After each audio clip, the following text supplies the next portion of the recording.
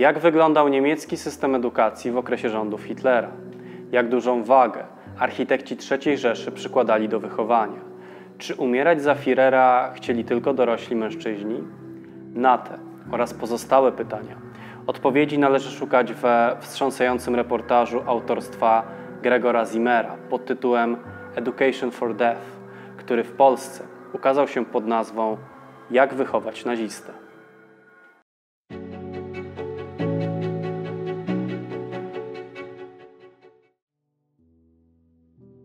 Gregor Zimmer, amerykański pisarz i pedagog, mieszkał w Niemczech od 1928 do 1939 roku.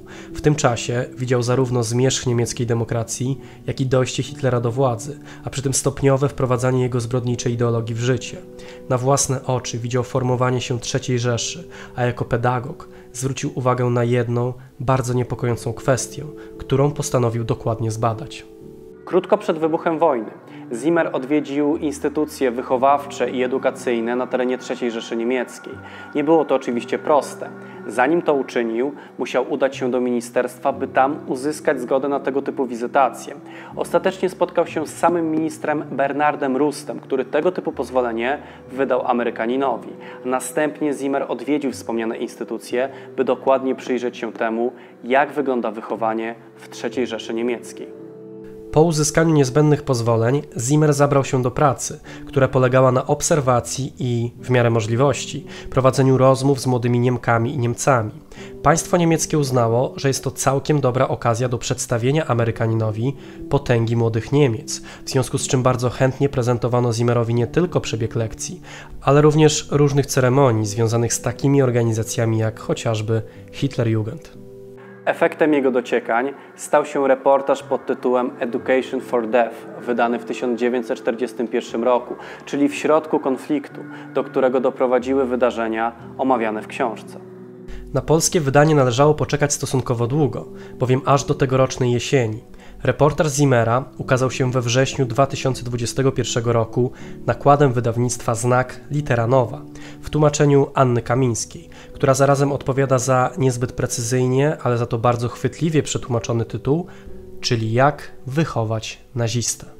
Polskie wydanie posiada 272 strony, zamknięte w doskonale zaprojektowanej okładce. Czerwona barwa, przykuwająca uwagę, stanowi jedynie tło dla tytułu, podtytułu i personaliów autora. Za to główną uwagę odbiorcy przykuwa bardzo osobliwa fotografia. Okładka stanowi pierwsze zetknięcie czytelnika z kuriozum dzieciństwa w Rzeszy.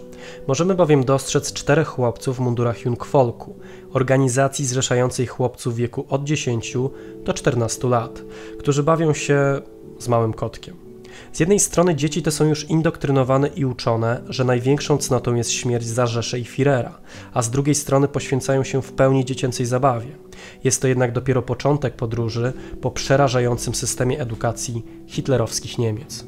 W podzielonym na 9 rozdziałów reportażu Gregor Zimmer stopniowo prowadzi nas przez kolejne etapy edukacji młodych Niemców i Niemek, podkreślając przy tym brak koedukacji i wskazując na jasno określone obowiązki dla każdej płci. Reportaż, w zgodzie z cyklem rozwoju ucznia, rozpoczyna się od nauki podstawowej, poprzez kolejne szczeble, skończywszy na historii studentów w mundurach, którzy wrzucają do ognia złą literaturę. Większość książki skupia się na edukacji chłopców, co jest wypadkową przykładania większej wagi do ich wychowania przez partię. W międzyczasie Zimmer poznaje dzieci pragnące zabijać i umierać dla Adolfa Hitlera. Niespełna 10-letnie dzieci, które łączy tylko jedno – nienawiść do wszystkich wrogów Niemiec, czyli do Brytyjczyków, Francuzów, Czechów, Rosjan, Polaków i oczywiście Żydów. Podczas swoich wizytacji Zimmer przygląda się nie tylko lekcjom, ceremoniom i ćwiczeniom, ale również tak drastycznym, a przy okazji idealnie oddającym charakter III Rzeszy miejscom, jak szpitale, w których sterylizowano chore genetycznie kobiety, nie będące w stanie urodzić zdrowych żołnierzy.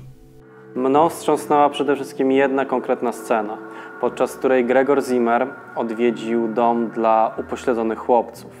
Oddajmy zresztą głos samemu reporterowi. Przy długich stołach, czystych, ale bez obrusów, siedziało około 100 chłopców w wieku od lat 7 do 10. ubranych w niebieskie spodnie i luźne kurtki. Jedli gulasz z prostych metalowych misek. Nadzorca dostrzegł nas i wydał ostrą komendę jak w więzieniu. Większość chłopców stała. Nieliczni, którzy dalej siedzieli, gapiąc się, zostali wkrótce postawieni na nogi przez oficerów. Heil Hitler! Krzyknęła grupa upośledzonych umysłowo chłopców. Było to najmniej melodyjne pozdrowienie, jakie kiedykolwiek słyszałem. Proszę bardzo, szkoła dla upośledzonych chłopców. Jak się panu podobają? Spytał Abels, młody urzędnik nazistowskiego Urzędu do Spraw Zdrowia. Czyż to nie okropna zbieranina? Obrzydliwy kontrast dla grupy zdrowych niemieckich dzieci. Po prostu marnowanie ludzkiego wysiłku. Są milczącymi świadkami niedbalstwa Republiki Weimarskiej, która pozwoliła sprowadzić na świat to, co pan tu widzi. Chłopcy nie byli miłym widokiem. Jedli niczym zwierzęta z koryta. Wyszliśmy z sali i przeszliśmy do innej części budynku, gdzie Abels pokazał mi kilka warsztatów, w których chłopcy wykonywali proste czynności: klejenie modeli, wyplatanie koszyków, rzeźbę w drewnie.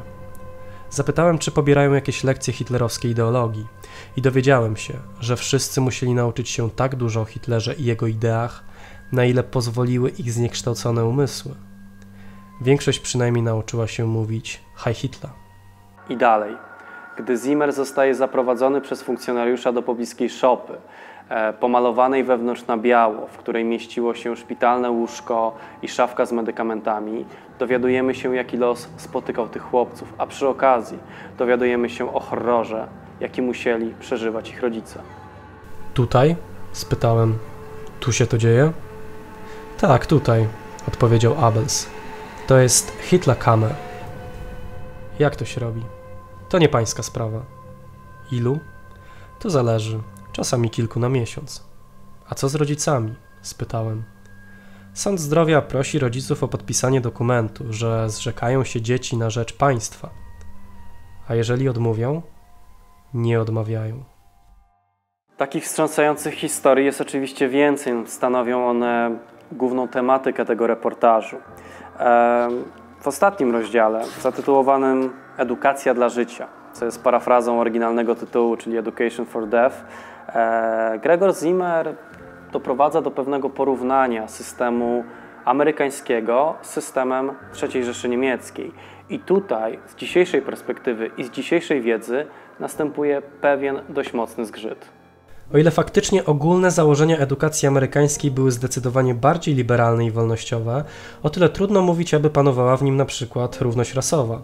Co z tego, że do amerykańskich szkół przyjmowano Żydów, skoro afroamerykańską ludność traktowano w Stanach tak, jak m.in. Żydów w Rzeszy, odmawiając im większości praw. Oczywiście nie zamierzam zrównywać sytuacji mniejszości narodowych w Stanach Zjednoczonych w latach 40. do sytuacji Żydów w III Rzeszy w latach 30. czy w latach 40. Jednakże zapominanie o apartheidzie w tego typu porównaniach uważam za niewybaczalne przeoczenie. Ponadto czymś, czego brakuje mi w polskim wydaniu, to krytyczne posłowie dla całego tekstu. Wielka szkoda, że względem tak interesującego reportażu nie zaangażowano jakiegoś specjalisty zajmującego się historią XX wieku albo chociaż historią oświaty, który z dokładnością omówiłby książkę oraz sylwetkę jej autora.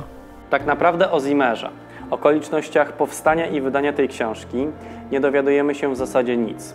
Co prawda dysponujemy przedmową, ale nie dość, że została ona napisana przez lekarza Bogdana de Barbaro, to jeszcze poza ogólnikami i czysto moralizatorską narracją nie wnosi nic nowego. A szkoda, ponieważ sam wybór tego specjalisty nie jest tak bardzo chybiony, jak mogłoby się wydawać. Otóż profesor de Barbaro z wykształcenia jest psychiatrą i ujęcie w tym kontekście tego, co jest napisane w tym reportażu i tego, co miało miejsce w Rzeszy w latach 30., byłoby przecież niezwykle interesujące. Brakuje mi również konkretnego aparatu bibliograficznego. W książce nie odnajdziemy żadnego przypisu, a przydałyby się takowe chociażby przy objaśnieniach różnych instytucji, organizacji czy postaci pojawiających się na kartach reportażu. Co prawda Zimmer stara się czytelnikowi objaśnić większość rzeczy, ale dobrze byłoby te informacje skonfrontować z aktualnym stanem wiedzy. Znowu to powtórzę. Brakuje konkretnego specjalisty, który pochyliłby się nad tekstem. Reportaż jest wzbogacony o bardzo skromną bibliografię oraz słownik terminów niemieckich.